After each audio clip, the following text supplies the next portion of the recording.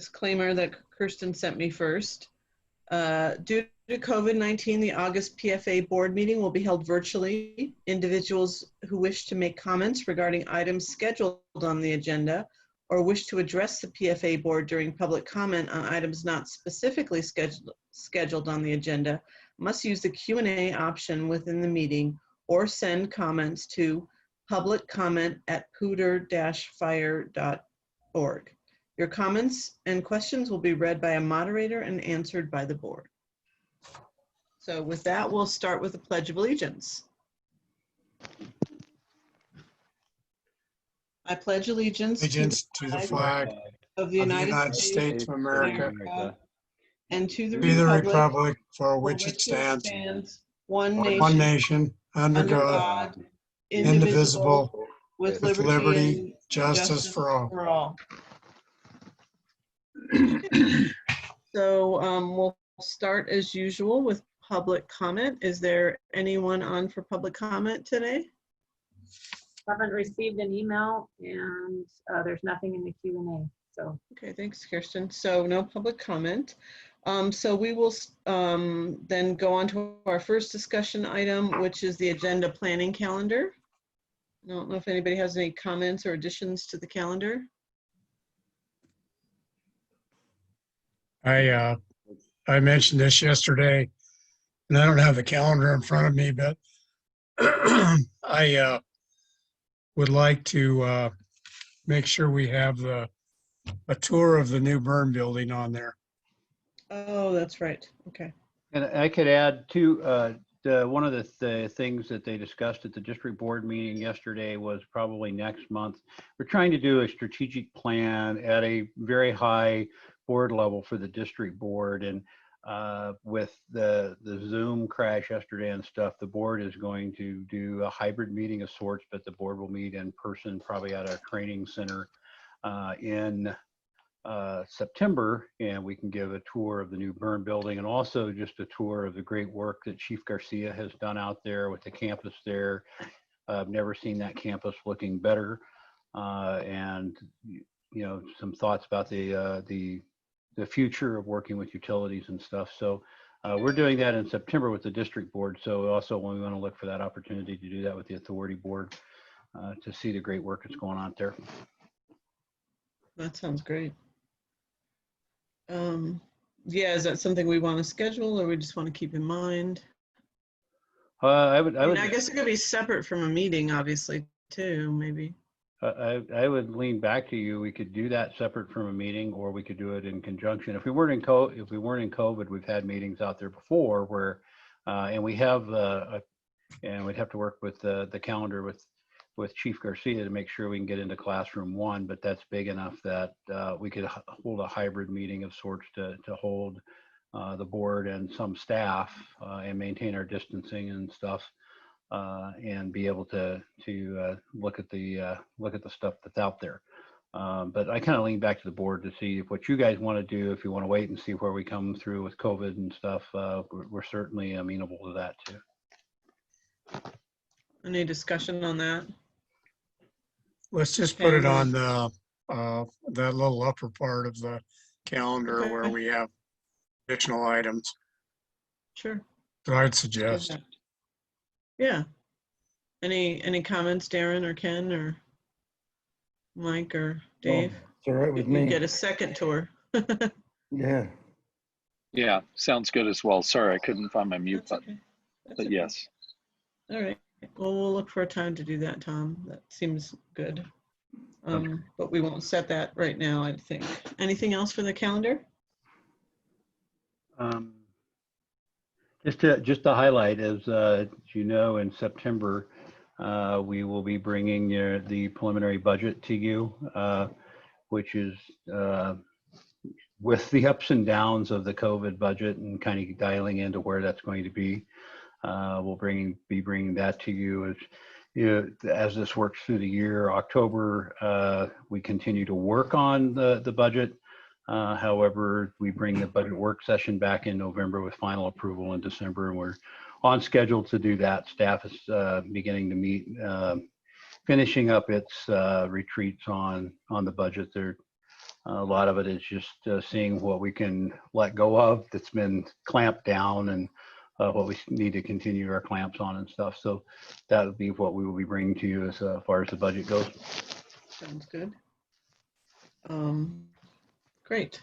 All right, if there's nothing else, we'll move on to the consent agenda. I don't know if anybody has specific items that they want to discuss on the consent agenda, or or somebody wants to make a motion.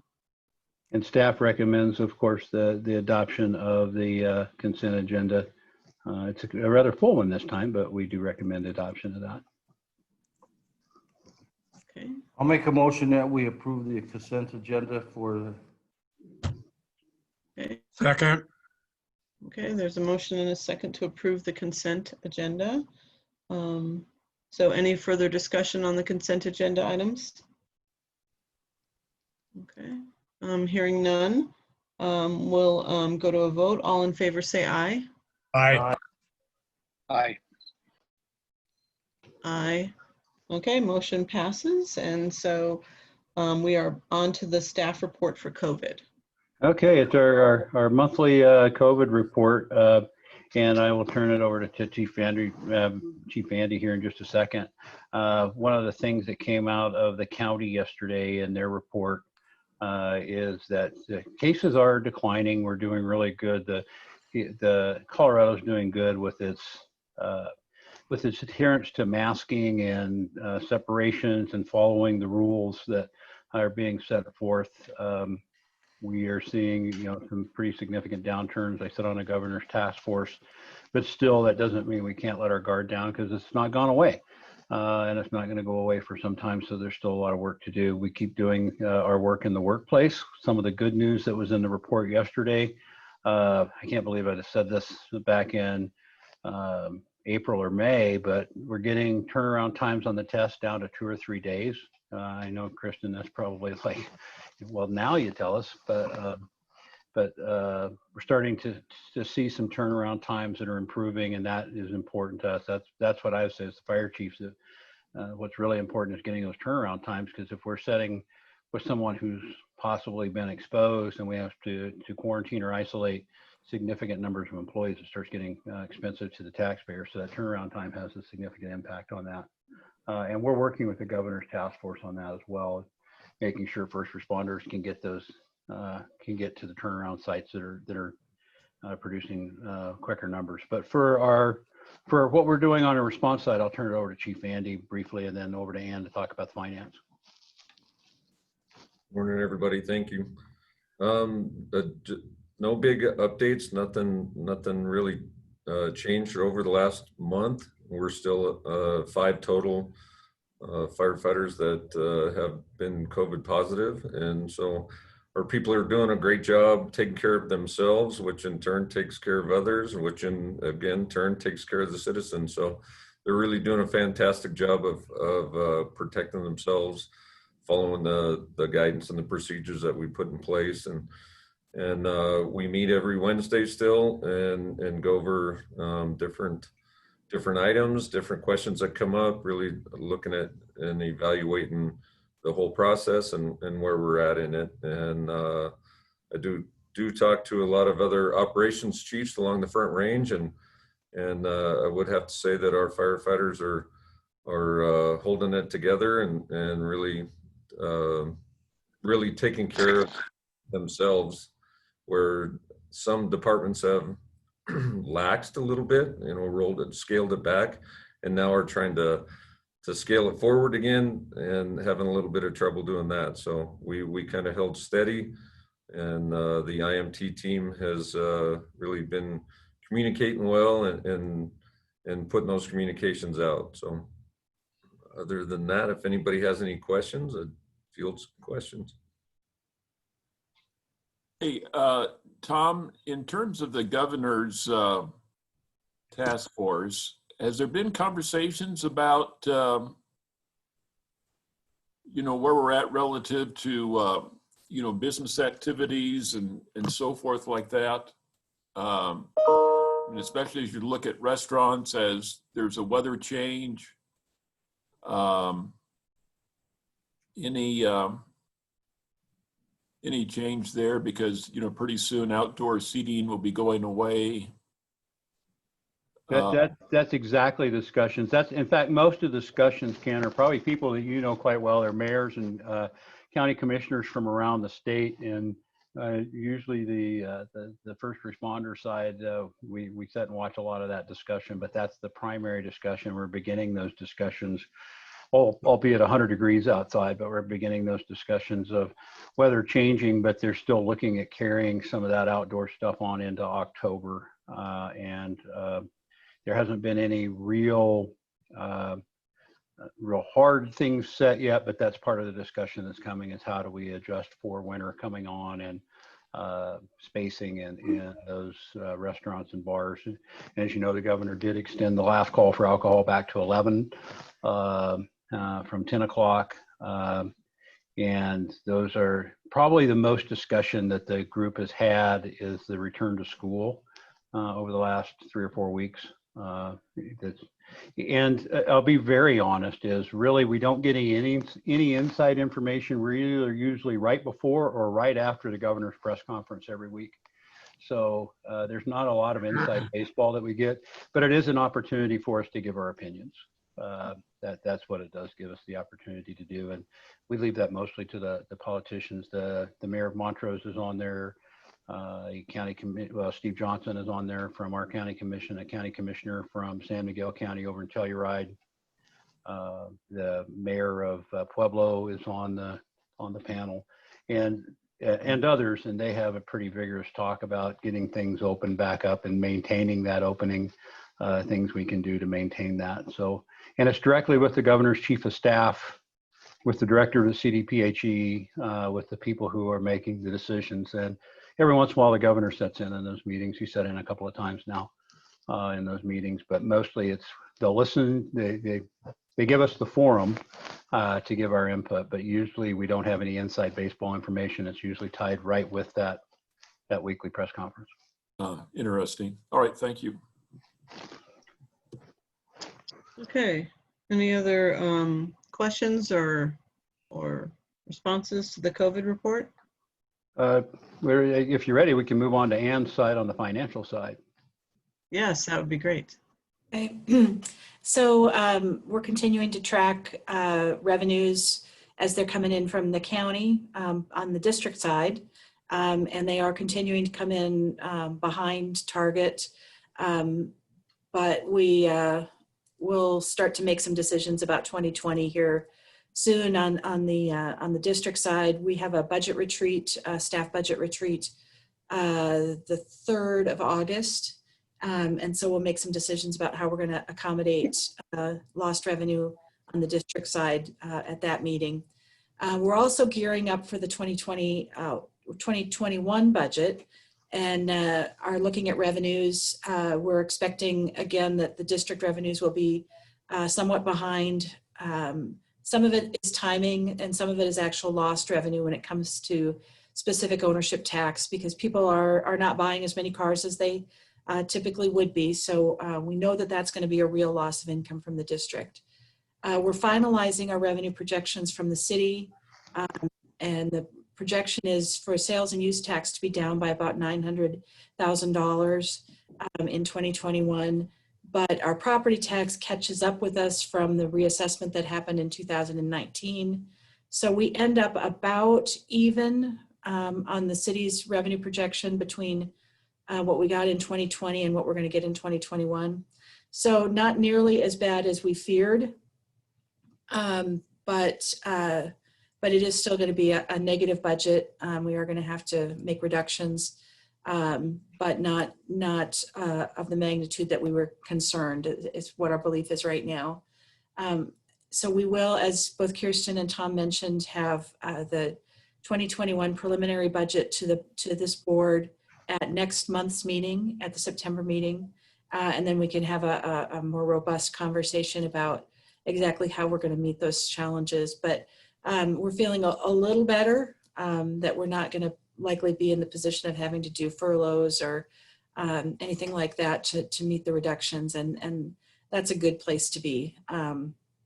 So obviously much more to come on that, but that's where we are for right now, and a lot more to come in September. Thank you, Anne. That's great news.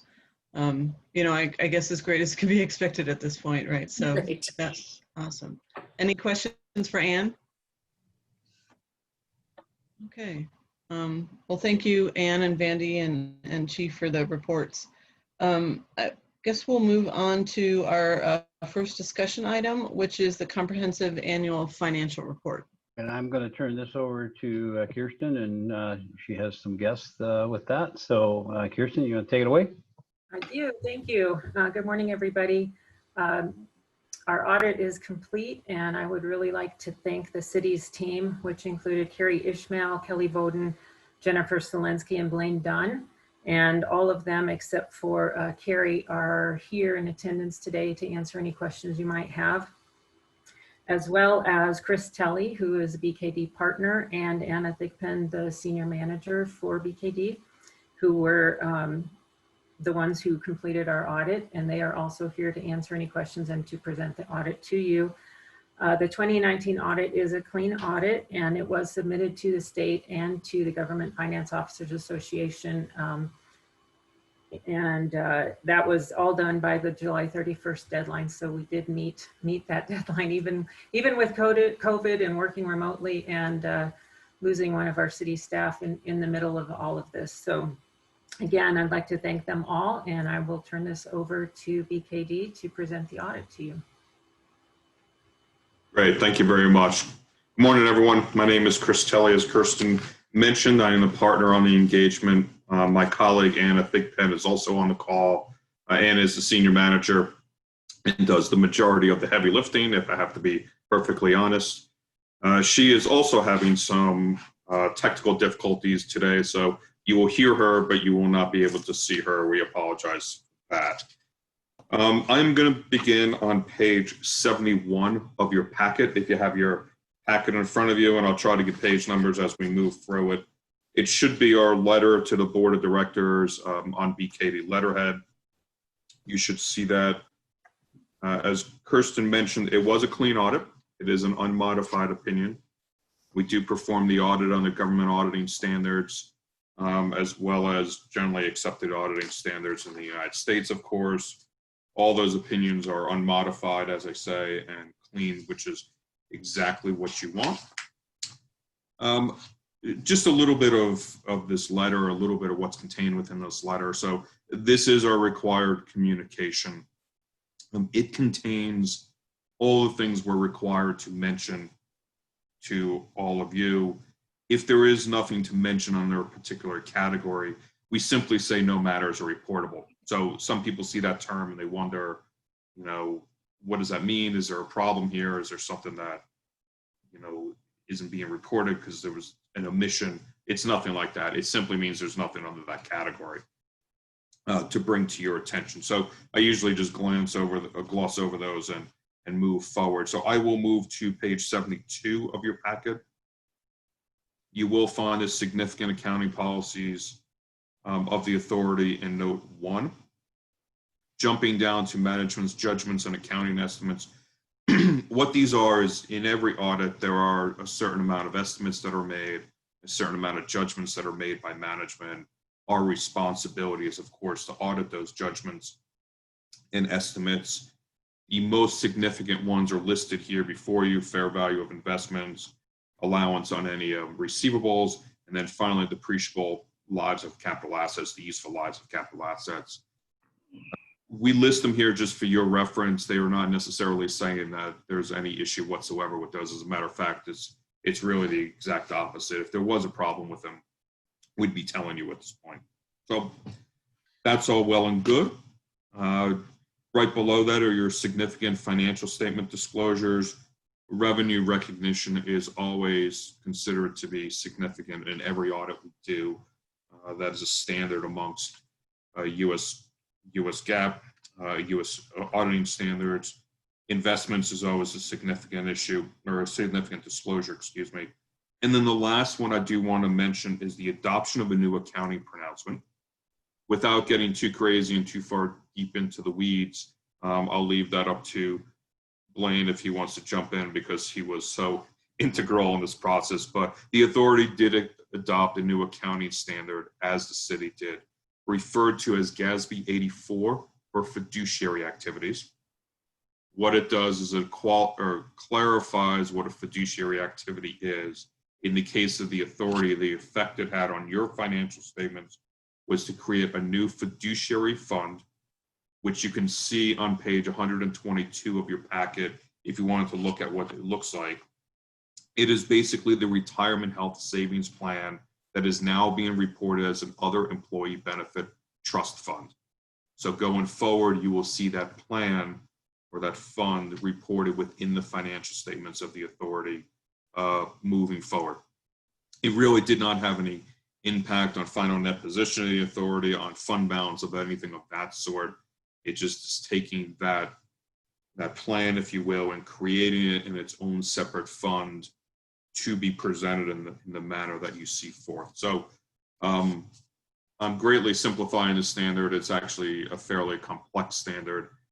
Took a great deal of work on both parts, but we got there, we got it done. It is adopted as it was required to be. And yeah, there you have it. I'm happy to take any questions on that if you would like me to go into more deep detail on the standard. Most people stop me from doing that because they don't want me to ramble on about GASBs, which I understand. On page 73 of your packet, there were some audit adjustments proposed during the course of the audit. One was made. There were 3 that were not made and are considered to be what we refer to as either past adjustments or waived adjustments. And I'll show you those in just a moment.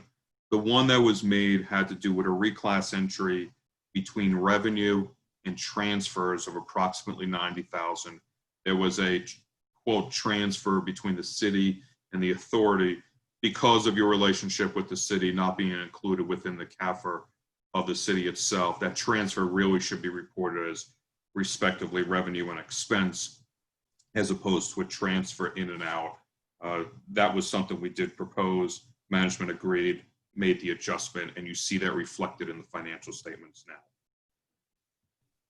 The 3 items that were not actually made in the financial statements and will be either made in 2020 or will just roll off are contained on page 78 of your packet. Again, these are referred to as the past adjustments. The first one had to do with the recognition of some depreciation expense. There was an asset that was retired in the prior year, and inadvertently a depreciation expense on that asset was still included in the current year. Obviously, we proposed an entry to reverse that. It was later in the game, financials were being pulled together. It wasn't a material amount, so management chose just to pass on that adjustment and make that adjustment during 2020 to clean that up. We agree there's no problem with that. It's not material, and that will be cleaned up in 2020. You may recall in the prior years, there has been a liability for OPEB, other post-employment benefits, recorded on the authority's statements. It was discovered this year that entire liability should remain on the city's financial statement, in the city's CAFR as opposed to the authority's CAFR. What happened is that the city would carve out a piece of that liability and it would get recorded within the authority's CAFR. It was $35,275, again, not a material amount. That was written off through the current year, and the past adjustment you see on the statement on page 79, is the prior year effect of that liability coming off the book. So it is now not reflected within the financial statements, will not be going forward, will remain on the city's CAFR going forward. And this entry is just cleaning that up. And then the last one was actually an adjustment, a past adjustment from the prior year. Whenever we have past adjustments, there's what's referred to as a turnaround effect. Basically what it is a reversing effect in which we review that past adjustment on this current year's financial statements to just be comfortable that it is still not material. That's what this entry is doing. It's the last one on page 79. be $260,000. Again, that was something that was recorded the prior year. This is just a turnaround effect. Again, we still deemed it not being material to the financial statements, and therefore it can remain on that schedule. I'll pause now just for a moment in case there are any questions. Does anyone have any questions? Chris, this is Dave Pusey. As I was reading through this, I wondered how we would recognize any kind of a donation that might come into the authority. The one that came to my mind is the 9/11 memorial, and I think there's some donations there plus some in-kind donations. Would they show up in the audit, and how, and if so, how? Yeah. Oh, go ahead, Chris. I can address I'm sorry, that. Tom. Go right ahead. I didn't mean to interrupt. Well, no, I'll send it back to you here real shortly. Dave, what we've done, and I think Darren can address this as well, is those funds have gone into a portion of the city called City Gives, which Nina Bodenhammer is heading that up, and it's the city worked hard to be able to set up a place where people could make donations to keep this chain of donations and stuff clean and separate from without having to go through all the stuff, all the channels of our finances. So if Darren and Chris want to weigh in on that, but I just thought I'd give you that. Nina is leading that charge, and that's where those donations are headed in the present day. Great, thank you, Tom. So those will, if they flow through to the authority, Dave, those will come through as a revenue item to the authority, an expense item on the city, if they're coming directly from the city. There's actually, believe it or not great guidance as to true contributions in a government model. There is obviously in the not-for-profit model, but especially when it comes to in-kind. So there's a lot of debate as to how those things get handled, but as you hear, that's how these are being handled, and that's acceptable. Okay, thanks. You bet. Other questions? Questions?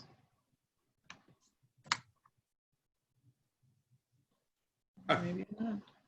We are back on page 73, talking about auditors' judgments about the quality of the authority's accounting principles. We just mentioned the GASB 84 situation that pointed out that, again, it's a new standard. Nothing really to repeat on that. It was properly adopted, properly handled. So pleased with that. Also pleased that there are no disagreements with management to report to you all. Moving on to page 74, I'm going to jump down to the discussions during the audit process. We did have a lot of discussions with management over the adoption of GASB 84, as you would expect. We also did have some discussions regarding the authority's entrance into the FPPA plan. You will notice on the face of the financial statements, there is a deferred outflow related to that pension plan, but there is not any pension liability at this point in time. Next year, you will begin seeing a net pension liability for the authority's share of that hybrid plan from FPPA. The reason you don't see it this year is because of the way the accounting works. There's something to refer to as the measurement date, which is the date that that liability is obviously measured. That date is 1 year in arrears from your financial statement date. So in other words, your financial statements is 12/31/19, of course. That measurement date is 12/31/18. The authority was not in the plan at 12/31/18, so there is not a net pension liability to recognize in the 12/31/19 financial statements.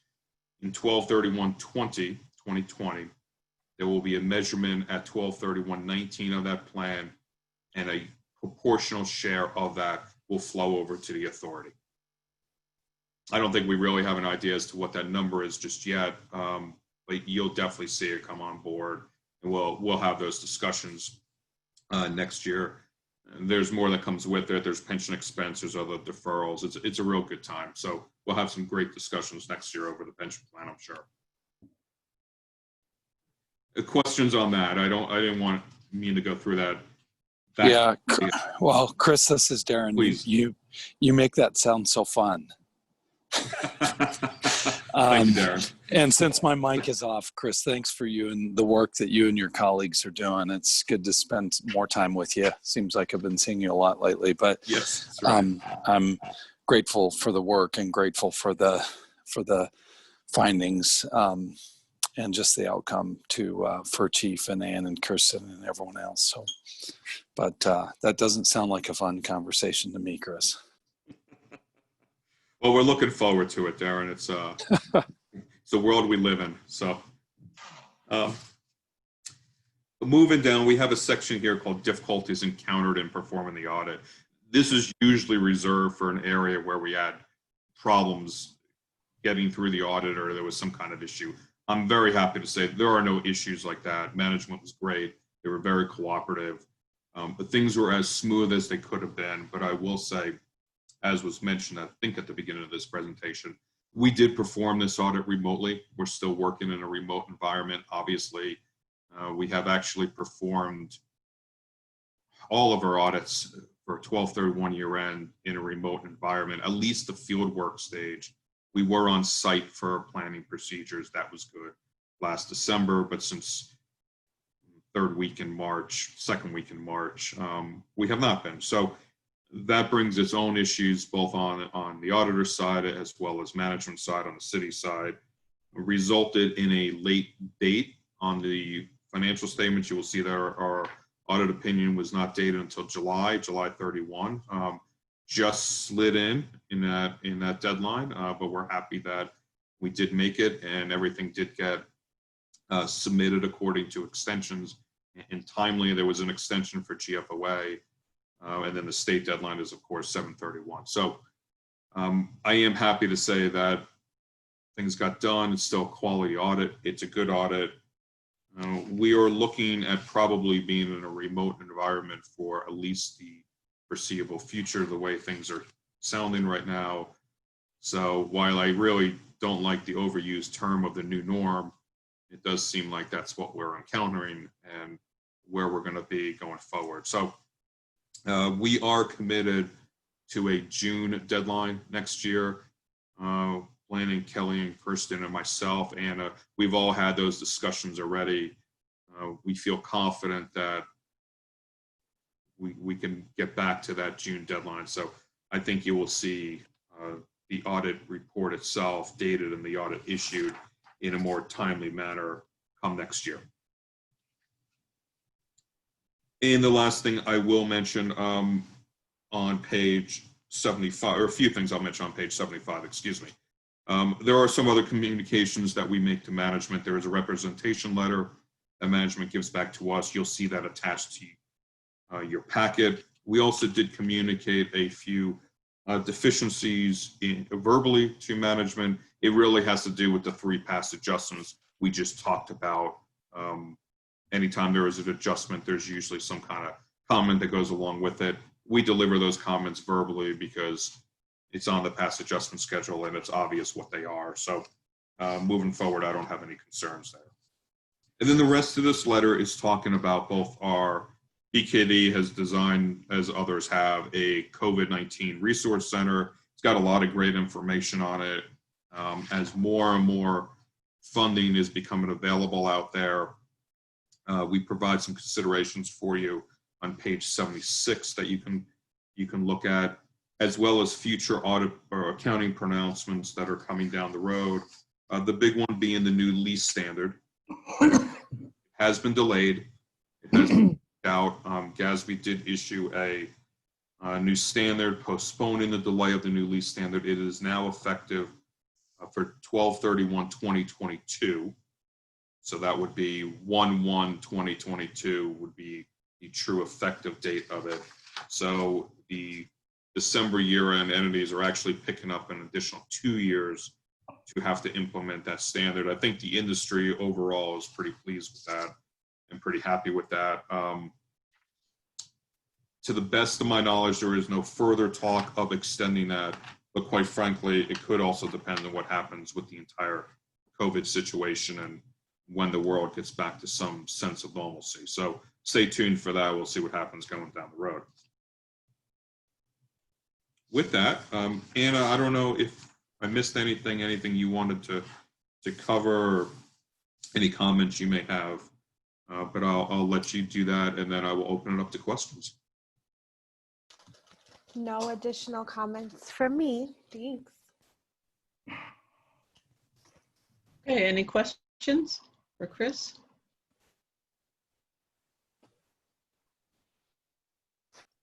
Kristen, I have a sort of a zoom out question for Chris. Sure, of course.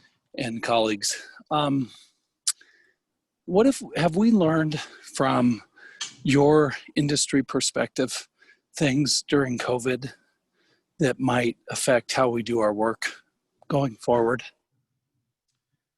Yeah, the big talk in the industry right now, Darren, is in regards to internal controls and how and when those will begin changing for COVID.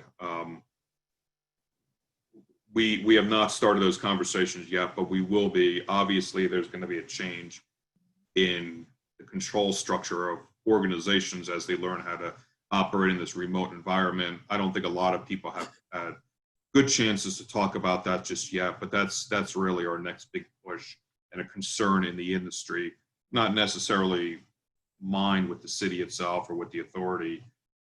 Yeah. Industry-wide, it's really the big conversations that are having. You know. So Chris, ultimately, those relate to. I'm curious. Sort of remote decision making and transactions. I mean, that's been going on for years, but I'm curious what you mean by that. And again, I know we've got an agenda today, and I can catch up with you another time, but I'm just trying to kind of understand what's on the horizon. The big thing is, as we're in this remote environment, our approvals changing. Are they being done differently than they have been done before? Or take say an inventory observation. If you have a control counting your inventory, well, if you can't go on site and do that inventory, how's it getting done? Is it getting done?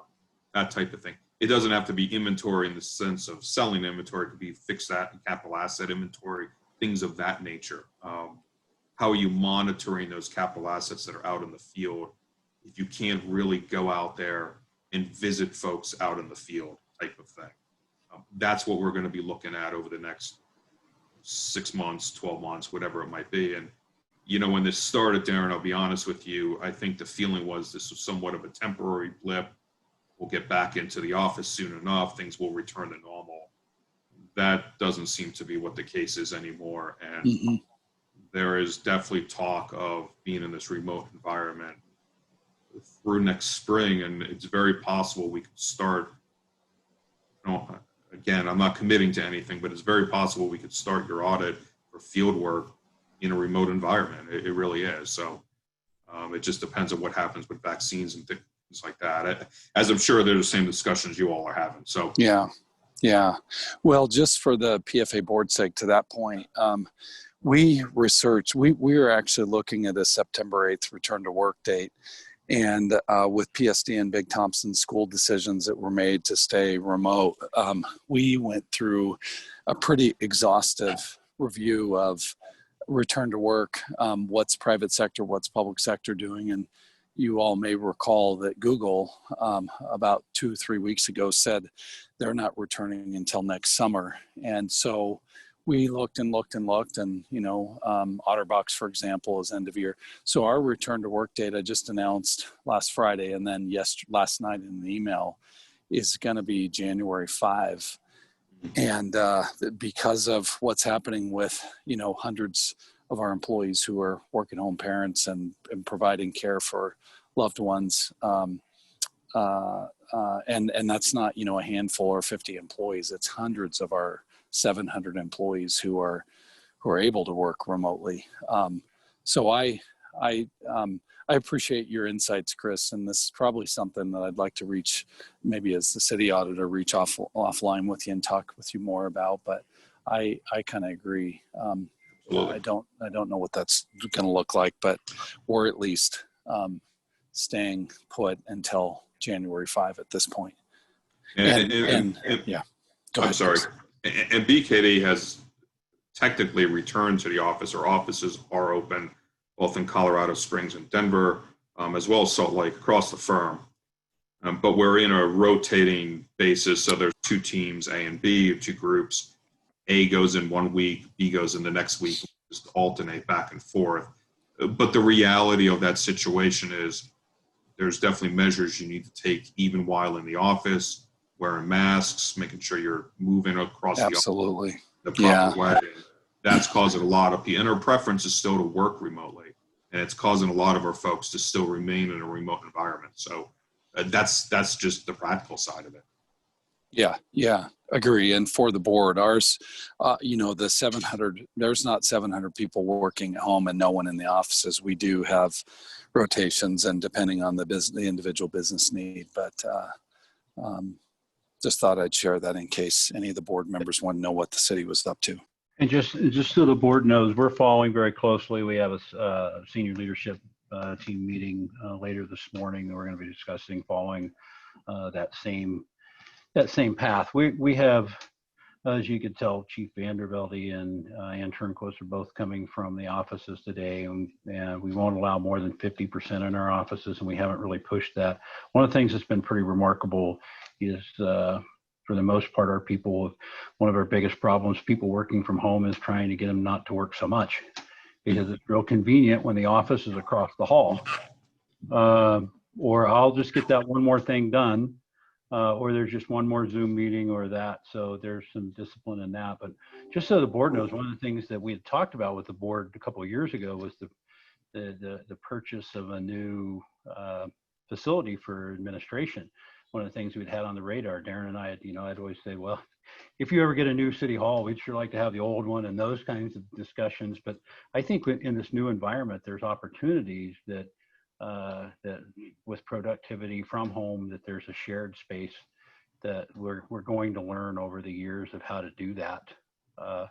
And so I think we can take our foot off the gas pedal on that a little bit as we explore how we provide our services to our customers, the 200 and some thousand citizens of the Poudre Fire Authority, make sure that they get, of course, their emergency response. That's still happening day to day. And those people don't get a choice to work at home. They work in other people's homes, literally. But for those folks who do work in the office and provide services to the citizens, learning new ways to do that, I think we need to be really open and really make sure we're learning and recording what we're learning as we do that in this new environment. And I think it can relate back into space, office space, and services we provide.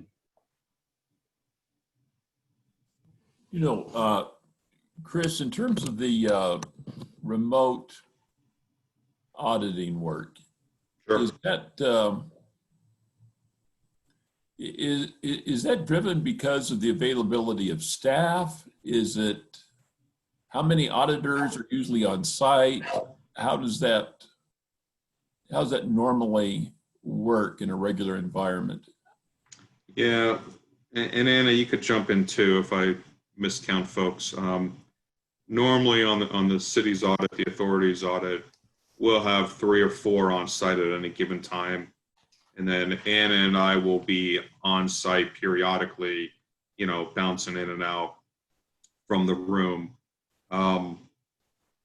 The firm's position is to minimize on-site work unless there's a really good reason to do so. It either can't be done or the client is insistent on us being on site. But even when we're doing that, and we're minimizing that team, so we may send out a senior accountant and 1 staff and have the other 2 staff back in a remote environment type of thing. We're seeing a lot of that. And I think we're going to see that going forward. I think that's going to kind of be the model, moving forward. So really what's driving it is the rules and the recommendations from the CDC, obviously, rules of the governor, and just trying to maintain that social distancing as well as, being safe, both for our staff and yours.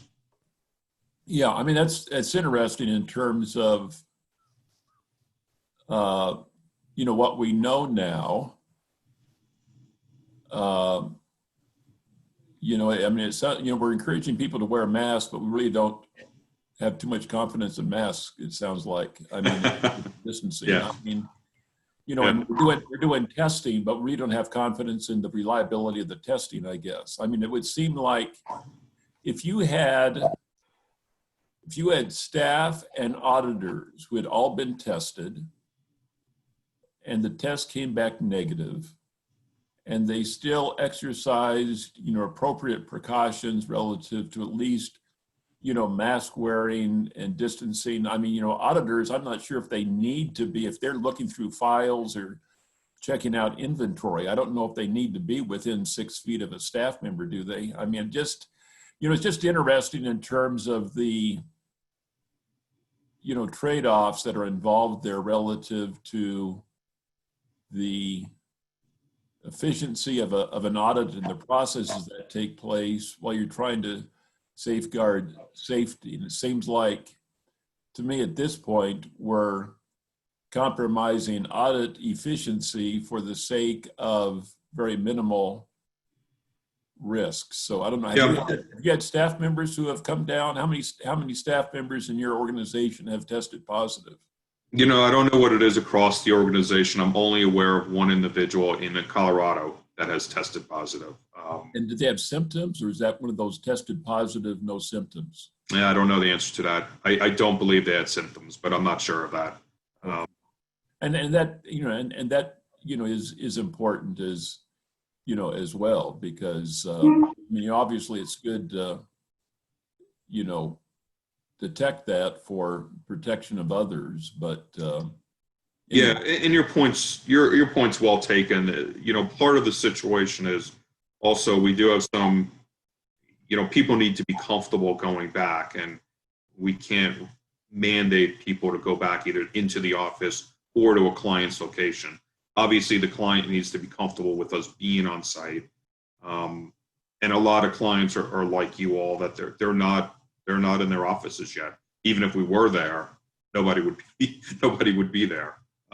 That was, yeah, I mean, that was one of the things Yeah. that came to mind as Darren was speaking, as far as even the availability of staff to help facilitate the work of the auditors. So In the last issue is the situation that's going on with the schools.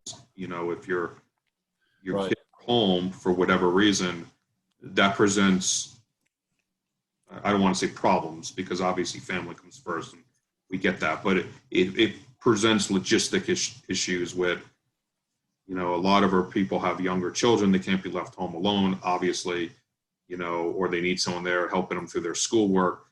You know, all these things are things that we're dealing with now and having to deal with, and it's a whole new set of issues. So. no, But you know, that's a good. Yeah, sorry. I mean, that's a good point, because it, you know, it shows that, you know, interconnectedness, and so Sure. you know, a decision the school districts make, you know, impacts, you know, kind of in a sense everybody else that has those kids, and it just, you know, yeah, creates some issues. Kind of interesting. Thanks, Kristen, Chris. And I get, you know, we're all learning to adapt with our new environment. Go ahead, Darren. Yeah, I guess, Chris, I wanted, though, I hear what Ken is saying, but I want to confirm with you, and feel free to say the city as well, but my impressions were never, if you needed to have access to a staff person or to a file, maybe there was some inconvenience, but never did you not have access to a particular person or file. Is that accurate? That is completely accurate. We never had Okay. a problem getting the information we needed, other than the logistics of that. You know, Yeah. a year ago, we could walk down the hall and look at someone's. Right. So Ken was speaking, and I think he said Yeah. intentionally, the efficiency of the audit. So maybe the efficiency was impacted, but and frankly, if you hadn't had access to documents or people, you probably would have reported that as a very significant issue. Correct. The report would be much different than it is today. All right. Well, that's, yeah, and that is part of it. So thanks for that clarification. Yeah, and thank you, Darren. I don't want to imply that we didn't get cooperation or there weren't people available when we needed, because that is not the case. Sure. just the ease of getting the information. I Sure. think we're all like struggling with that sort of things are slightly a little more difficult working from home, but we still get our work done. That's Are there any exactly right. other, yeah. Are there any other questions about the financial report or the audit? I don't see any. So thank you, Chris. Thanks for your report. Thank you, Kirsten and Ann and everyone involved. Thank you, everyone. I want to reiterate that we have a great financial team with Ann and Kirsten leading the way and making sure that Kirsten takes this incredibly seriously. And I know she loses sleep over it, making sure that everything, that the I's are dotted and the T's are crossed. And then our partnership with the city, we really appreciate that. In a 40-year relationship to make these happen, and Chris to button it up and tell us we're doing the right things. It's very much appreciated. So good job, everybody. It makes it comfortable in this executive seat that we got people that are watching the cookie jar very closely and making sure that we follow the rules of the cookie jar. So thank you very much. Right. Yeah, and I thank everybody for the conscientiousness and get some sleep, Kirsten. Thank you. Thank you again, everyone. I appreciate the city's staff so much, and also BKD. Thank you. Okay. So we're going to be in line for that award again, correct? It's been submitted to the Government Finance Officers Association for consideration of the award, yes. And you will need to make a motion to accept the audit today. Oh, okay. Hey, Kirsten, just for clarification, how many years have you gotten that award? That award, PFA has received that award seven years in a row. So this will be the 8th one. Yeah. Fantastic. And thanks so much to the city for helping us do that. That's great. Yeah, thank you to everyone in the city too. I see Blaine still online and others. So it looks like we just need a motion to approve the financial report. Is that correct? Yes, that's correct. Is there a motion? Also move. Second. Okay, there's a motion and a second. Any further discussion? Okay, we'll go to the vote. All in favor say aye. Aye. Aye. Aye. Aye. Okay, motion passes. Well, thank you, everyone. That's great. Thank So you we all. will- Have a great week. Take good care. Thanks, Chris. Thanks, Anna. Thanks for. Thank you. All right, so moving on, we have an election for our 5th Poudre Authority board member, board secretary, and board officers. So I don't know if anyone wants to tee this up, or we just get. Yeah, this is our annual reorganization of the board that's by the intergovernmental agreement, basically our charter, if you will, although it's not but our intergovernmental agreement guides us that every June we shall reorganize the board. And so we'll leave that to the 5 of you to put that in order and make those things happen. Sounds good. So let me get to the right page here on the agenda. I don't know if there's any materials. But yeah, so right now, Mike is so I'm the chair, so I'm stepping away. And do we usually do the 5th member first, or is there any? I didn't think Kristen had served her term. I have served. Have you served long? You know, I'm not sure. We're letting you off early if we change now, I think. No. I feel like I've served my term, but it feels like it's gone fast. I don't know. But anyway. It's been an interesting year, obviously, and so it does feel like it's gone fairly quickly. But there you have it, another year in the books. There you go. Time flies when you're having fun. So do we have any nominations that anyone wants to make for this position? So I guess it's customary for Darren to be the 5th member. It's customary for Kirsten to be the secretary. And then it's customary for the vice chair to move up to the chair position, I think is right? Sounds good. And then it would be just a vice chair. And I believe that the vice chair and the chair, historically, they've been represented by one by the district and one from the city. So I guess I would like to say that we would have Mike as the chair. I'm just floating this out there. This is not a motion yet. If this is I want to see if it's all right first. But Mike being the chair and Ken being the vice chair and Kirsten Howard being the secretary and Darren being the 5th member. That's what I would propose.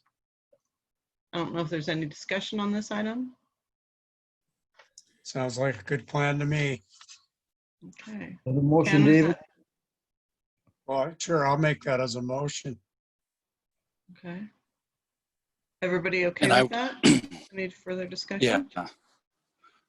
No, did you have a second, Kristen? Oh, is there a second? Sorry.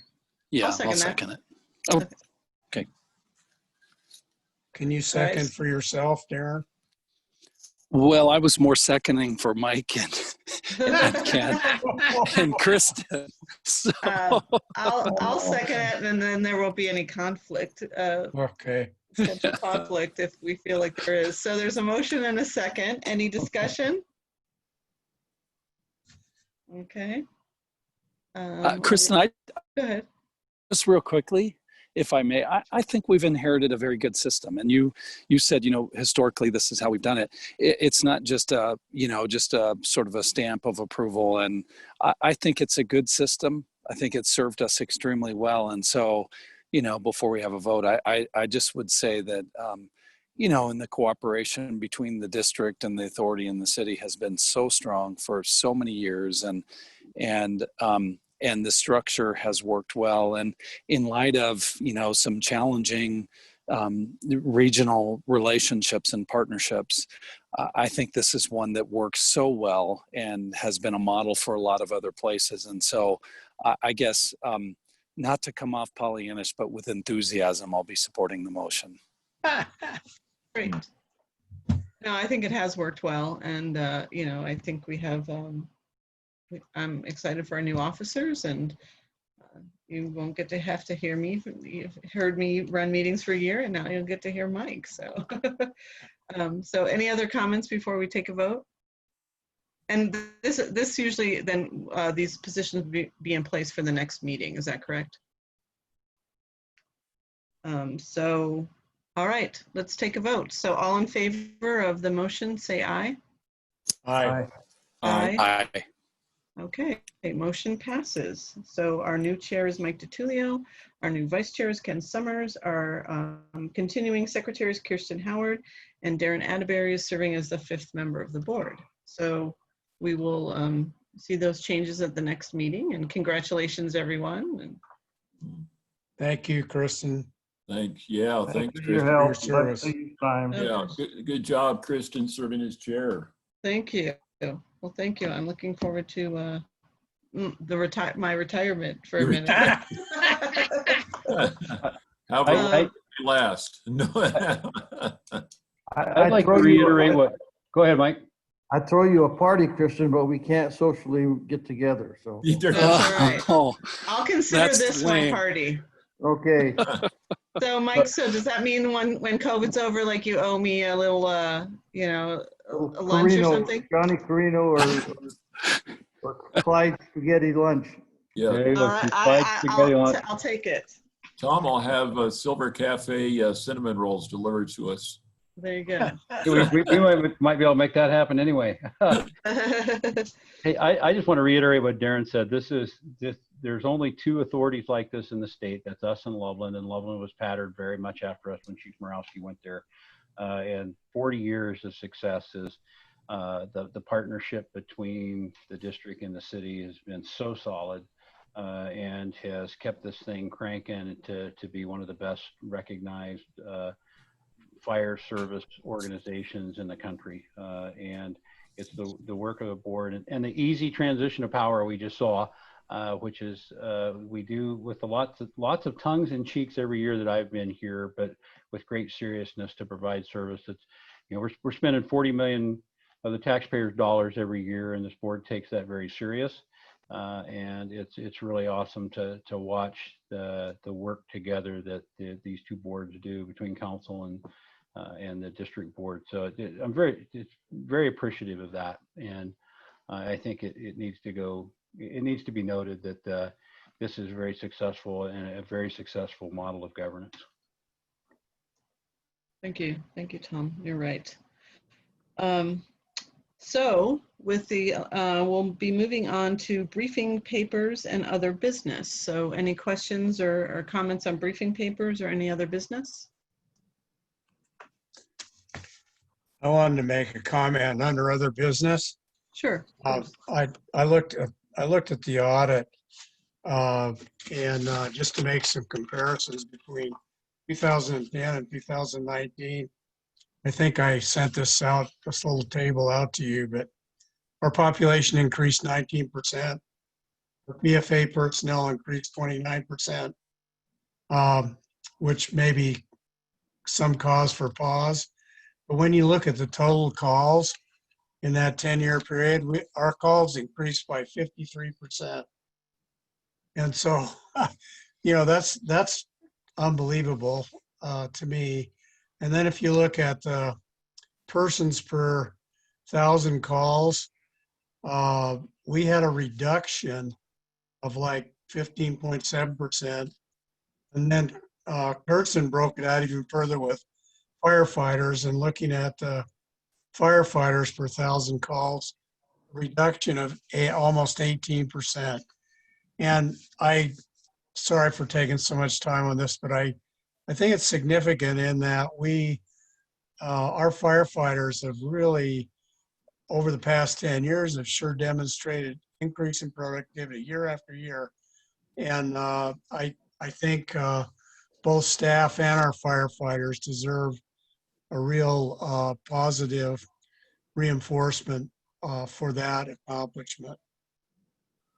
I appreciate that a lot, Dave, because they're grinding out more calls. That's call volume is being spread out across the entire organization. Those are nights up, taking care of our customers, and I really like it to put it in a sense of productivity, because that's what taxpayers look at, is what's the productivity. And as we move forward into the future, as the white paper that we've shared with the board and that we've talked about, we have to look at ways to curb those increases in calls, to provide that productivity to where our people are going to the critical calls and providing those critical services and sharing those burdens of community risk reduction and those lower risk areas where that's increasing that burden. So there's a lot of work to be done in the future to respond to this, because as that workload increases, the budget has increased as well, but keeping up with that to be able to keep doing it as we've always done it, that we're going to take some serious looks at it as we move into the future, so that we can provide those critical services when someone is trapped up on the trail at Horsetooth, or there's a wildfire in our backyard, or that a building under construction is on fire, or someone suffers a cardiac arrest. That we have to be ready for those and reliable to respond to those. So a lot of work to be done in the future, and I really appreciate you highlighting that, Dave. You're welcome. Thank you guys for the work you've done. It's just fabulous. Yeah, and I think work like with the RAM and other efficiencies that we've made, and sort of preventative care and right sizing our response, I think is all contributes to the ability for you all to be more efficient. But frankly, I mean, obviously it's the firefighters that are implementing those policies on a daily basis that really help to drive that efficiency. So thank you to everyone involved in that, especially the firefighters who are working and serving our community too. So great. I guess for other business, I'm wondering, maybe you can give us just a brief report about the fires that are going on near Fort Collins, and Sure. What our kind of mutual aid kind of looks like for those fires. Sure. I just read the update on the Bluestone fire in Risk Canyon. It's been called many things. It's too close to Lewiston and Lewistown, but the Bluestone fire, They did not request any air resources today. They still have the ground resources. They've pulled our engines off for structure protection. So I think they're just buttoning up the line. That was, of course, in the High Park burn scar, in and around the High Park burn scar, but also close to a lot of structures. So even though those are light, flashy fuels that have regrown since High Park, there's some risk to those structures there. So we've been engaged with that. That fire, I don't know that it ever came into PFA's jurisdiction. It was right outside the boundary. The state owned that fire right from when it started. They managed it. The incident commander was Tony Simons, who's the battalion chief with the state. He used to work for Larimer County here, but the good news is that was paid for out of the Emergency Fire Fund from the state, and we should be able to recover our costs responding to that.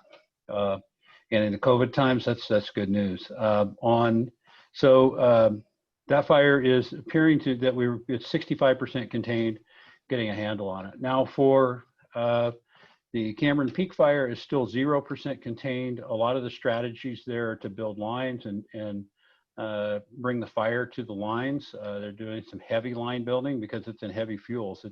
When you read the fuel model report, it's subalpine firs, Engelmann spruce, which are huge trees, intermixed with beetle kill and live, dry lodgepole pine. So that fuel model is very difficult and is very independent, even without really strong fire weather.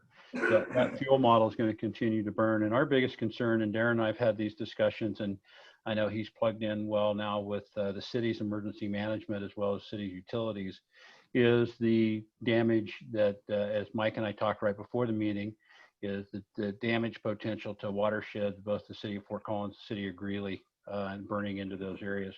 Of course, there is risk to the communities of Red Feather Lake and Crystal Lakes as far as life and property risk. There are some properties in between those communities where the fire is now, and I know yesterday and today, they're doing some specific property protection way ahead of any fire that could run that way. So it's not got up and made the runs that it did its first couple of days, but it's still running 1,000 or 2 acres a day. I've heard, and I don't know this for sure, but that the incident management team, their time is up. They do 14-day commitments. The incident management team that's here moved here from Glenwood Canyon. They were on that fire, so there'll be probably a command team changeover coming at some point, probably with the same strategies in place. But just my own experience, we're probably waiting for snow to get a good stop on this, or some nice fall wetting rains. We do have forecasts for rains to come on the fire later this week, but whether they are sustained wetting rains, it doesn't appear to be one of those kind of cold fronts moving in. So again, the risks we have right now are to the natural resources there, which impact the water quality, and that would be felt more next spring and summer as we go into a period where we're not going to have crazy runoff as things get colder. Hopefully things get colder. For air quality, understand that not only Colorado is on fire, Utah has large fires, Idaho has large fires, Nevada has large fires, and of course we all know California has large fires. So, and also the air mass that's setting on us is very stagnant. So there's not a lot of breeze and stuff. There's not a lot of instability, so we're not seeing a lot of clouds rising up and forming thunderstorms. So there is some good in this stagnant air mass. If you want to try to be, you know me, I always look for the everything is awesome look for things. So there's the fact that this cloud or this smoke cover will set over the fire, and that keeps the sun from preheating the fuels to keep that fire from running. And also unstable air will create a phenomena called a column dominated fire, where the fire is making its own weather because there's such instability in the atmosphere, or of course the dreaded wind driven event. So we haven't seen those because of this stagnant air mass, and it's given some opportunities to build those lines. Again, waiting for the fire to come to them, because you just can't dig line in heavy down. I mean, we're talking trunks of trees, or what they would call bowls of trees that are 24, 28 inches. And and to get humans and equipment in there, it's very difficult. So they're finding natural boundaries to build those lines and get the fire to that. So that's the update on the Cameron Peak fire. Thank you, Chief. Any other comments or other business? If the board doesn't have any, I have one. Okay.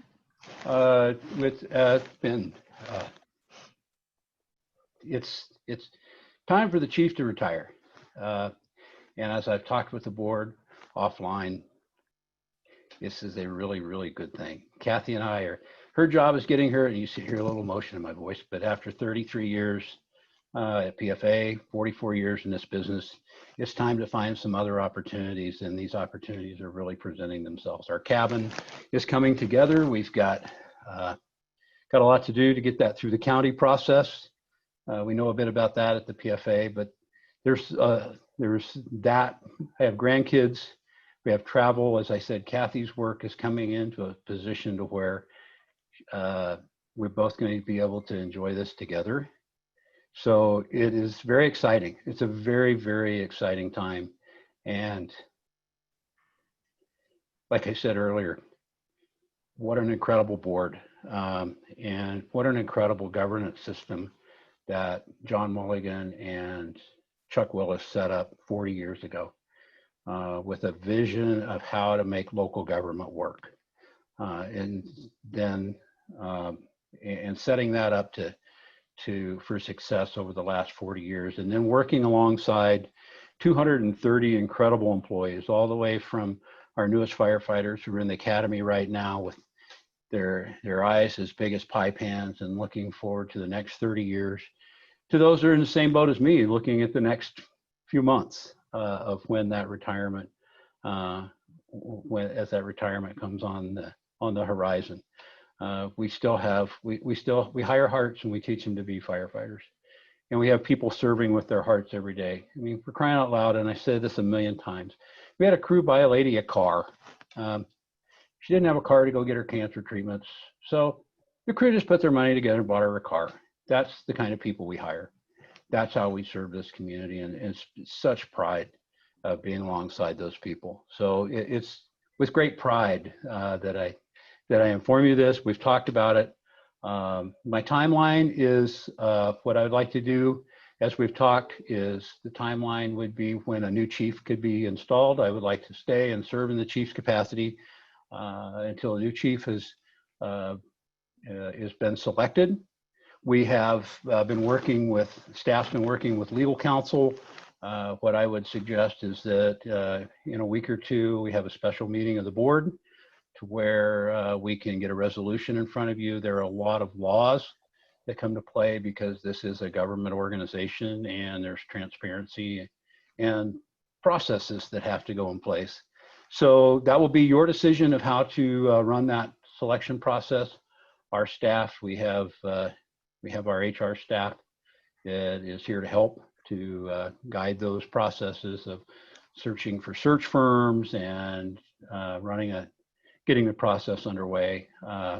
So, 4 to 6 months is probably what it looks like to do that for the board. And I plan to continue to serve in my capacity until the new chief is here, and look forward to the opportunity for a change of command of a new chief.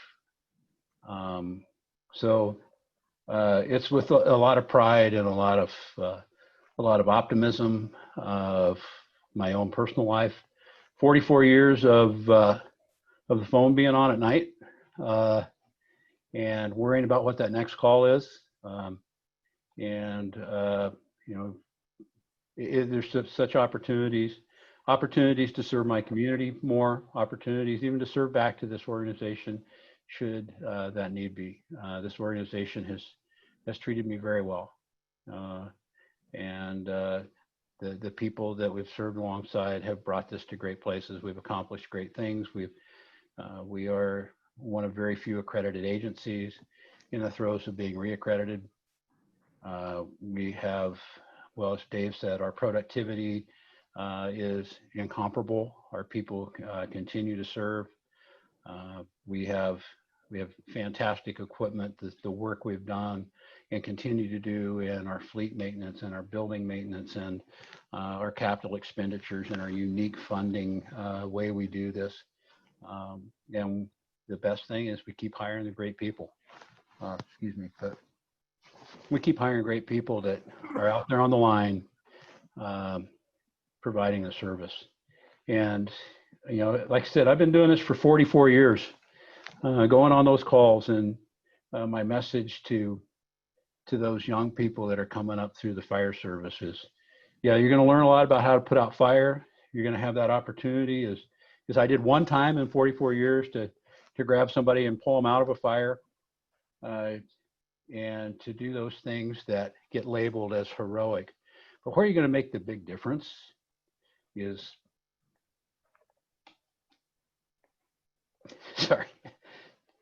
where you'll make the big difference is when you're sitting bedside with that lady who's broken her hip and her life is changing. And you reach down and grab her hand. I wasn't supposed to do this. That's where you make a difference. And that's the people we hire. They care. It's in our mission statement. That's what we do. We care. So I reserved just for the next few months, we'll reserve a executive session for any things that we need to work out personnel wise between you and me as your employee. I don't know that we need to do that today, but as things as we work through vacations and all those things and start dialing into getting a new chief in here. I want to keep those on. We've talked with our council. I think one of the decisions the board's going to need to make is, do we go with our legal counsel at Ireland Stapleton? Do we go with the city, since they work with the purchasing department to get search firms and all that? And I think Ann and Janet have some background in that and I know they do, so they can help with that as well. So I'm here to serve the board in whatever capacity I can help with in those areas. Whew, I wasn't supposed to. This is it's such a positive thing and such an exciting thing, but you think about 44 years and it's, wow. Well, Tom, I just, so I think you made several people cry here too. So I just want to say it's obviously been a pleasure to work with you. It'll be a pleasure to work with you for the next 4 to 6 months during the transition time. You know, your leadership and your heart has shown through at all times. And I'm just so grateful to have the opportunity to work with this organization and with you at the helm. It's just been an honor of my life. And so, you know, I am grateful for your leadership and you know, I thank you for being so gracious about your transition period. And, you know, I assume that we'll probably form some kind of search committee that will be looking at the process. And so, you know, we'll look for members to serve on that as well. But it is emotional, and it's okay for it to be emotional, right? I mean, this is a great organization, and if it wasn't emotional, we probably wouldn't have that heart that you were talking about. So, but yeah, I mean, it's those little moments in life that make you remember why we all do this work, why we do public service. It's not always these big grandiose kind of things. Those are great, and those are great accomplishments, but sometimes it's just those human interactions that make us remember why we keep serving the public in our own ways. So thank you very much. I don't know if anyone has anything that they want to say. Yeah, kind of ditto. Thank Christian, so well said, very articulate.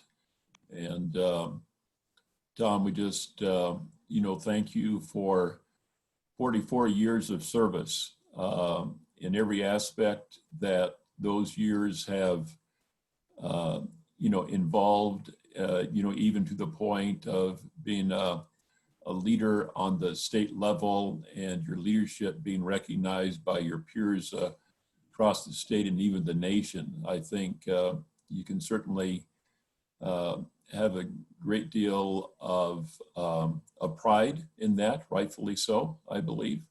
That's okay. You're well esteemed. I know that's not that's not something that you serve with humility and a willingness, and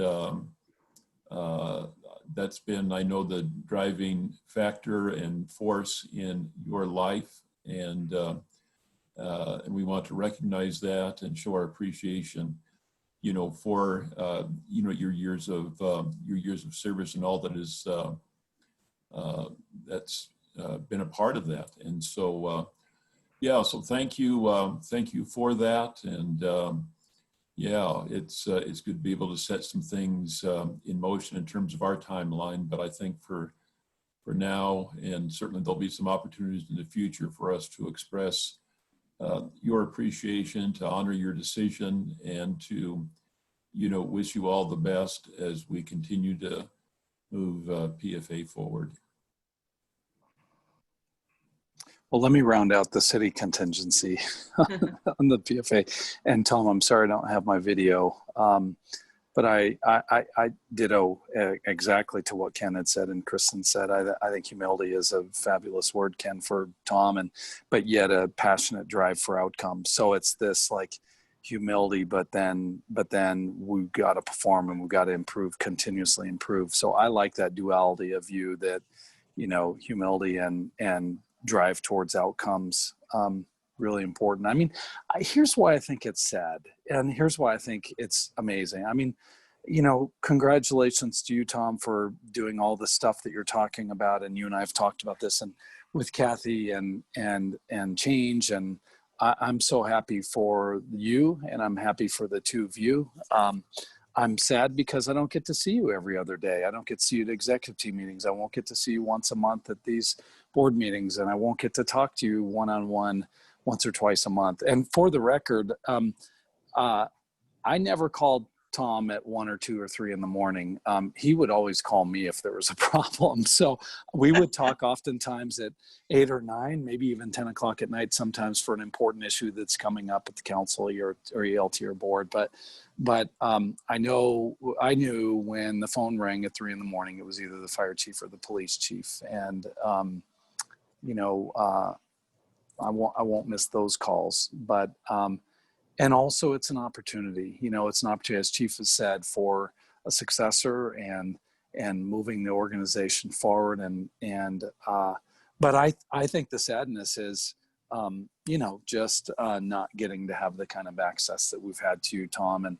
But for me, the joy is the part that I'm going to hang on to, because I know you've got big plans, and I'm really excited about that. And there'll be time for, hopefully we'll be, by the time we get this recruitment going and finished and a new person onboarded, hopefully there'll be no COVID, so we can have a big giant retirement party with you and shed tears and tell you actually how much we love you and how thankful we are. And so I'll stop there, but I think you're an amazing fire chief, and I am so supportive of the work that you've done and the challenges, and I'm so TD. I've got great joy for you. I've got big time sadness for me selfishly, and for PFA, and also, optimism to the future. So anyway, I thank you for your professionalism, and I'll thank you for the friendship later, but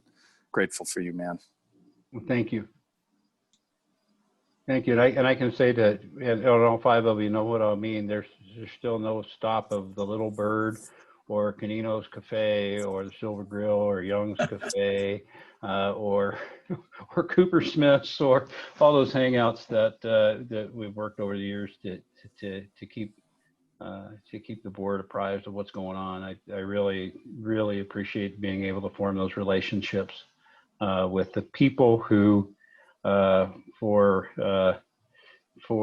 no money who step up to serve their citizens and make sure they have fire and emergency services provided for them, and that's a top priority. I think that too many people take your roles for granted. So there'll still be those opportunities. But let's put it on the record that I heard that Chair DiTullio is going to be buying from this point forward. You got it. You got it. Tom, the only thing I can say to you is that you're the best.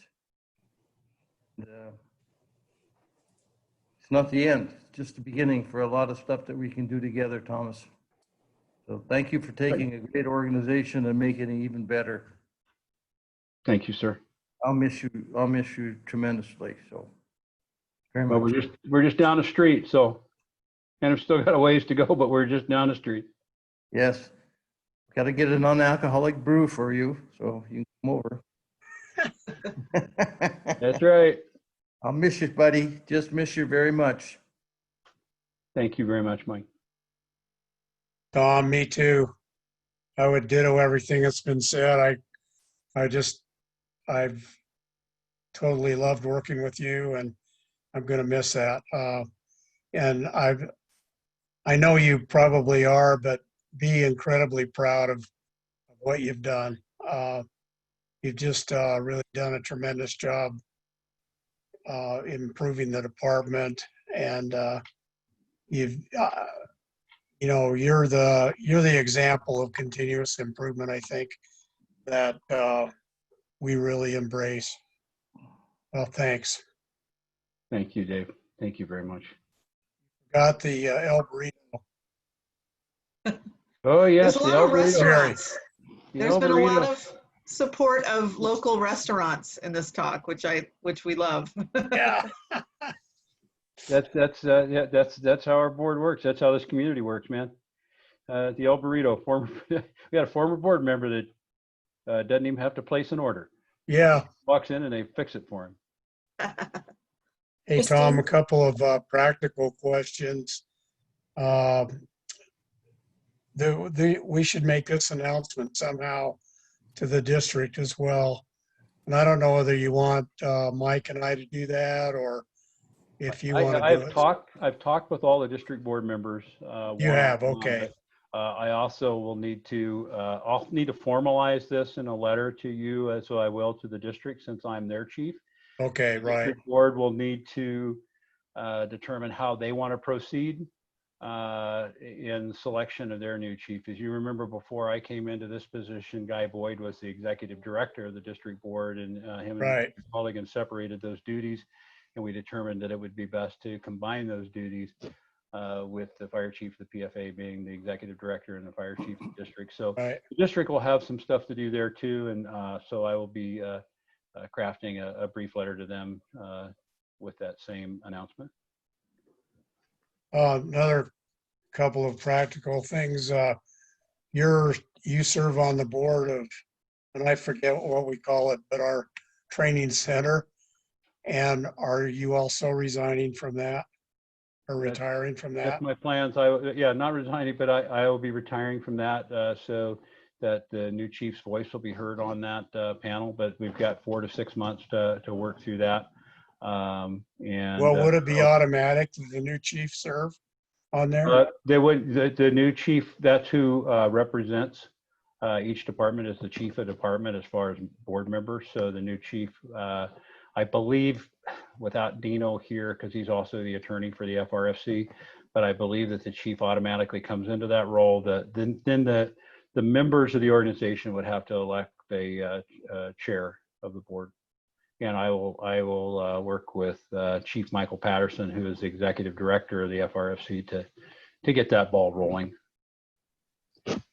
And another thing that doesn't necessarily directly affect us, but is important to us, I believe, is that you're the president of the state chiefs. Are you planning on retiring from that as well? Or have you thought about that? Well, with state chiefs, the way that works is my term expires at the end of the year, and there'll be an election of a new chief in October, which is a month away. And there's an automatic ascension to that, and the chief of Canyon City most likely will be the president of that organization, and I move into a president emeritus status, and there, as a retired chief, you can, as long as I'm, when I become emeritus, which I plan, I will still be here by the end of the year. I will stay in that emeritus status for 2 years, a 2-year rotation on that board of directors, just something to do to keep my nose in the fire service, and state chiefs are really busy on the Gallagher thing right now, needless to say. So there's that. I will keep that position there as emeritus president. Okay. Kristen? Yes. So I wanted to just speak for a moment on behalf of the senior leadership team gathered around here, around Tom on this call, and want to express our great pride in having been able to work with him, and appreciation that he'll be making this a really smooth transition by being willing to stay and not have to have an interim chief and the complications that go with that. But I mean, I think we really are all so proud to have been able to be part of his team and follow his lead in so many ways. We've been talking about this transition for a year and a half, that 2021 was going to be the year. And I personally, I had that in the back of my mind, like, oh, 2021 is forever. But here it is. And so, we need to start making some plans, and the board may want to consider having a hiring committee, a subcommittee, and we'd be happy to support you in that. We have already started to do some work on a request for proposals for a search firm. Not that you've made that decision yet that you want to use a search firm, but we want to prepare that as an option for you. If it works for you all, we'd like to bring those materials back at the September meeting, though we'd be willing to have a special meeting if you would prefer to get things up and running. 4 to 6 months will go by just like that. So, please let us know what your preference is. If you want to have a subcommittee, if that committee wants to meet in the interim between now and the next meeting, we're here to help. Janet has quite a lot of experience with executive search and public safety executive search. So we think we can staff that for you very well.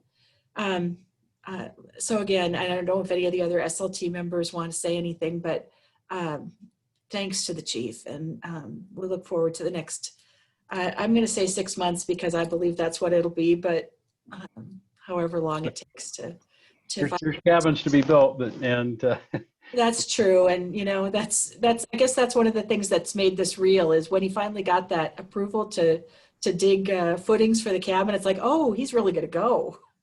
So there you go. Yeah. There you go. Anyway, I took grandkids to Yellowstone and survived. So I don't know if you want to talk about that today, or if you want to defer that conversation till later. And we can talk about, we can talk about that a little bit today. We may want to get going before the next meeting, because that. I think, since our next meeting, and that's why I said a special meeting in a week or two if you need that, or if there's some action that you can take legally today to get that ball rolling, in a committee and that stuff, from my discussions with the attorneys, would be just fine, as long as you don't pass a resolution, since that has to have the sunlight on it in an agenda. But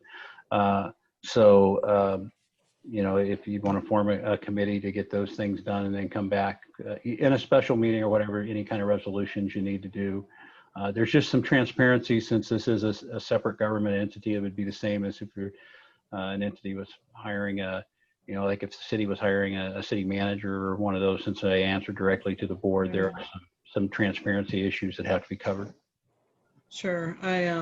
Well, maybe a special meeting is in order then, so we can have it on an agenda and look for, to see who wants to be on a search committee. We just went through that with the city with hiring the municipal judge. And so I'm kind of somewhat familiar with the process, not entirely, but I think that at a special meeting, then we could form that, form a search committee and kind of move, you know, we've worked with search firms, and I think that that's really valuable. They kind of help you, you know, vet applicants and you know, can help with recruitment kind of materials and that. So, you know, my experience with search firms has been good, but you know, I'm open to hearing what, but that's maybe also something that could be decided at a special meeting as well. So I think if we can look at something in the next week or so, week or two maybe, I think that I'd like to see us do that, Kristen, in a couple of weeks. Give Okay. it a chance to get our thoughts put together. And Yeah, exactly right. I mean, I think some of us had an inkling, but it's certainly, you know, some fresh news and thinking about moving forward is, you know, I personally haven't thought that out as carefully as I might have. So, so yeah, if Ann and Kirsten, if we can kind of look for a time that might work and then go from there. I don't know, is Janet online? Does she have specific recommendations? She was on the line earlier, Okay, and I think it looks like she's dropped off. But okay, we talked a couple times in the last week about getting the RFP that the city used for its police chief recently. mhm, Thought we can steal pretty wholesale from that RFP, okay, great, get that out in the field real quick and sure, recruiting firm if that's what you decide to do. But sure. we bring back a draft of that RFP. maybe we could do that so we could Yeah, board and come up with our thoughts on it. yeah. And I think a recruiting firm, you know, there again, I mean, not that I don't think we have good expertise in-house, but it's, I know everyone is busy and busy probably beyond, you know, and so, you know, I think that there again, the search firms to me have been a valuable resource in kind of going through this process. So I would certainly be supportive of that if it's where we want to go with that. The rest of the board does. So. Well, so we'll have Kirsten poll you all and find a time in the next, we'll say in the next 2 weeks. Okay. And send out a draft of an RFP. It may be very drafty at that point. Sure. Or we'll have to even have a job description at that point. I mean, that's what a recruiter will help you. Right. Any changes to the job description or anything like that. You know, we can. No, that sounds great. Resurrect the previous job description and search information and go from there for this initial meeting. Sounds great. I feel like we're dancing on your grave though. Like we're moving on, but I don't want to suggest That's that. the Right? idea. That's what I want. I want us to move on. I want to be able helpful to this board. You know, as we talk about that white paper and some of the things I said earlier about what our firefighters have to be ready to do is you know, we're on the cusp of major changes in the fire service. We've done things with the RAM, but we know those low acuity calls and we look at what's happening in law enforcement, and there's just opportunities galore to expand and be relevant to our community to provide services that they need. They're just, I mean, it's so, you know, for some fresh eyes and a fresh relationship with this senior leadership team and this board is going to be a good thing. So, you know, dance all you want, man, because I'm dancing. So We're all happy for you, Tom. We'll dance together. So, but I think as the board looks into the future, there's just, you know, we still are the only folks in town that says fire on the door. You've heard me say that a 1,000 times over the last 9.5 years as chief. And we still have to provide those services. We're proving that now. We have crews in Grand Junction, and we've had crews in Risk Canyon. We got crews on top of Cameron Pass, and we got crews that right now are somewhere holding that lady's hand. You know, there's that. And what we do next, and the development of communities. Dave, with, you know, the development of communities and enhanced fire protection, and how we can get creative by enhancing that fire protection to build the communities that the developers want to build. You know, that we work together to do that. There's just so many opportunities and a lot of energy, and is needed for that, and I think the future holds good for that. So no, there's no dancing. Well, there's dancing, but we're all dancing together. I'd like to suggest that we at least have James from the district be a part of this meeting, and maybe even invite the entire board, because they're hiring a fire chief as well, the district. And I think it would be helpful to go beyond Mike and I. I know that complicates things, but I think That that seems they fine. I should be mean, we're going to included.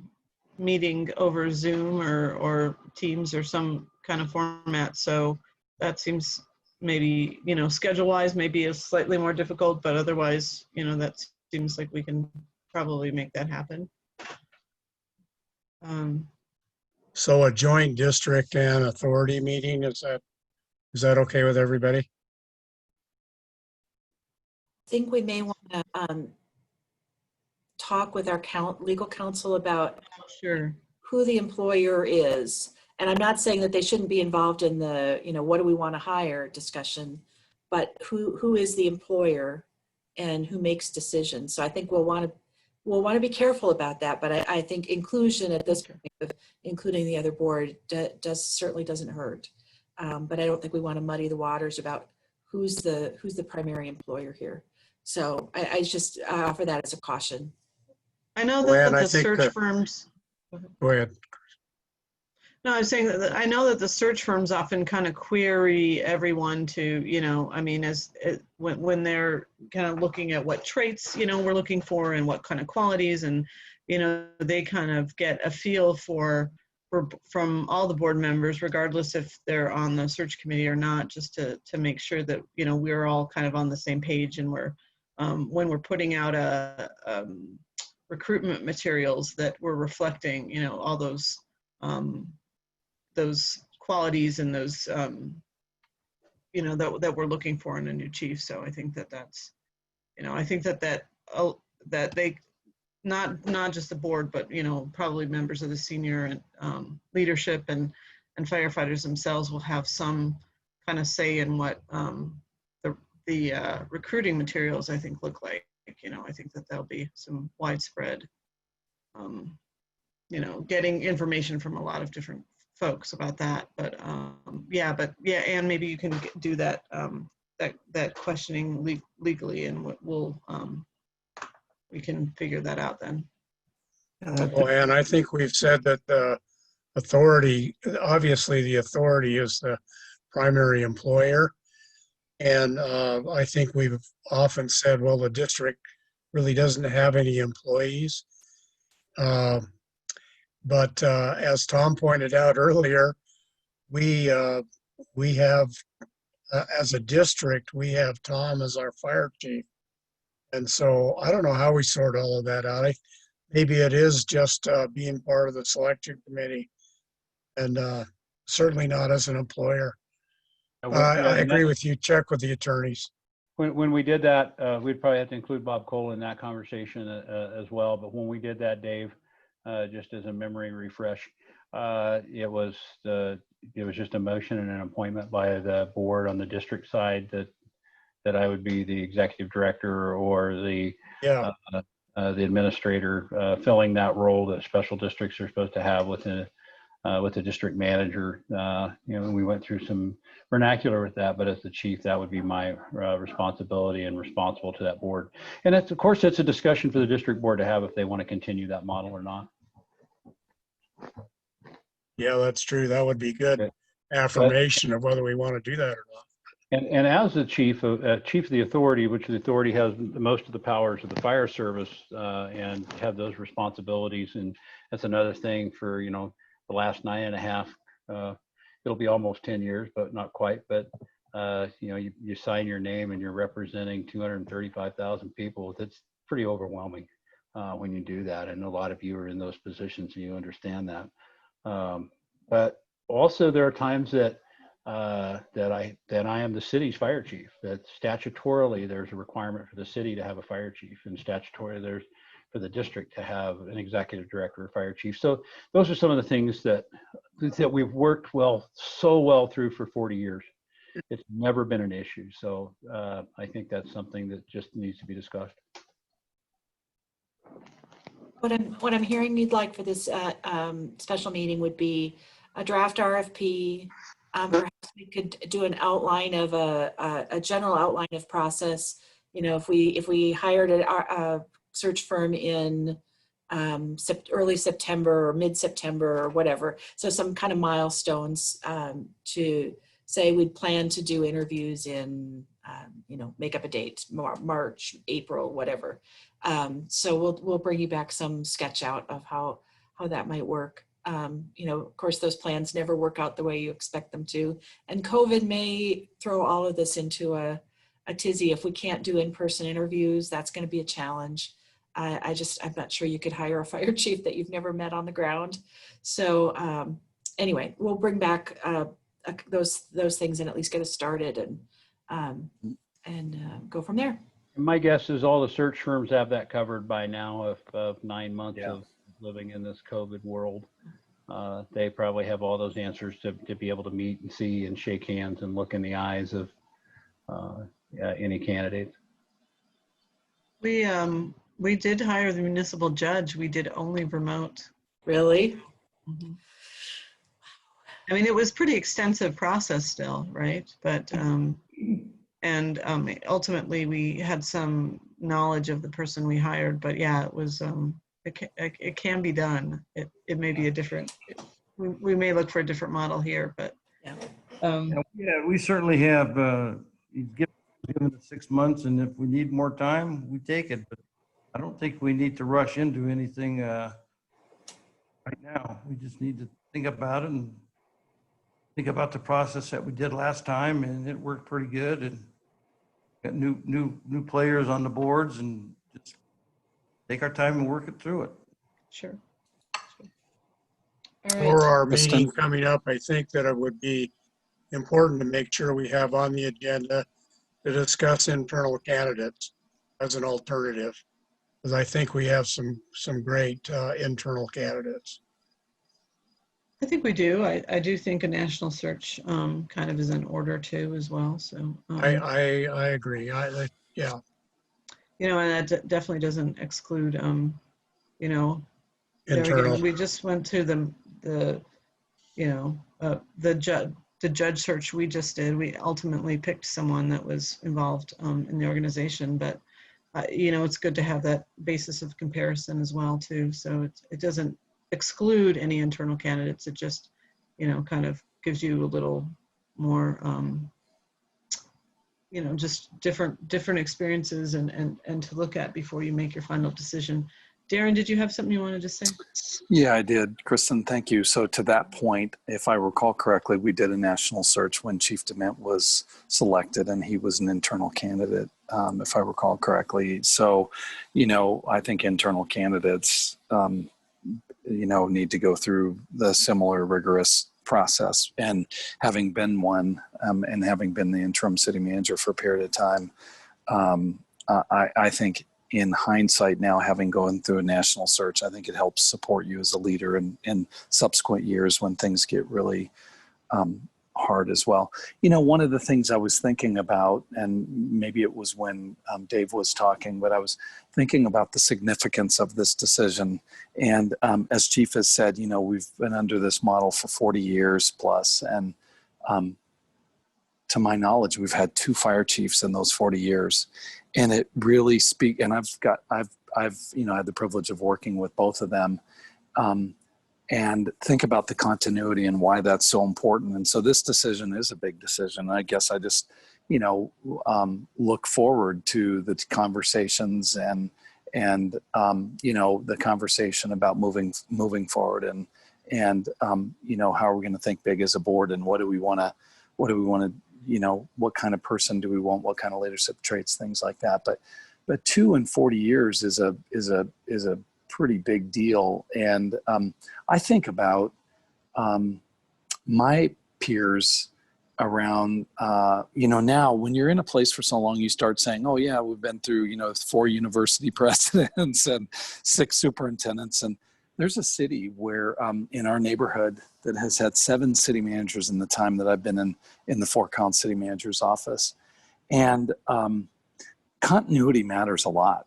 And leadership at the elected and the executive level and all the way throughout organization. So I guess I just throw that out, just sort of the significance of this. And although we've all said what we've said about Tom, the privilege of being on a board to be able to recruit this kind of position too is pretty amazing privilege and a big responsibility. So I just, it's a big decision and I look forward to it.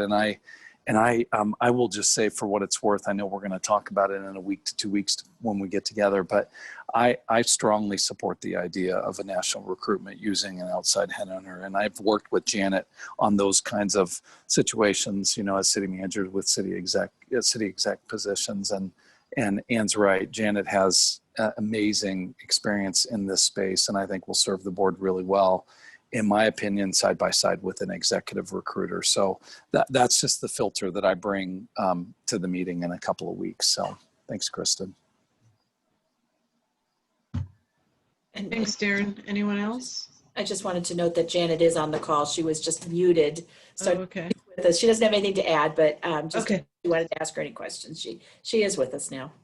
Perfect. Thank you, Ann. Does anybody have any questions of Janet or anyone else? I think we have a path forward, so we'll look for some meeting invites and go from there. And Ann will get some legal advice about who should be at the meeting and what kind of decision we can make there with that. So with that, any other business? That was big other business. That certainly was. But anything else that we, and Chief, were you saying that you didn't feel like there was a need for an executive session today? I don't think there is today. Okay. I worked through the benefit stuff, and I just want to keep that on all of our meetings for now. That's under Of course. of Dino, and we may have to double up. Some may be for legal advice. You may need to talk to Dino or the city attorney's office, whoever you select as your attorney to guide you through this process. You may need some executive sessions with those as well. So we'll keep those posted in there. Sounds great. All right. Well, is there any other business to come before the board today? Seeing none, we stand adjourned, and we'll look forward to meeting in a couple weeks again. Thank and you this all. is my last meeting as a chair, so turn it over to Mike next time. There you go. Thank you, All right. everybody. Leadership. Bye. Take care, everyone. Thank you, everybody. Thanks a lot. Thanks, Chief. See you all later. See All right, you thanks. soon.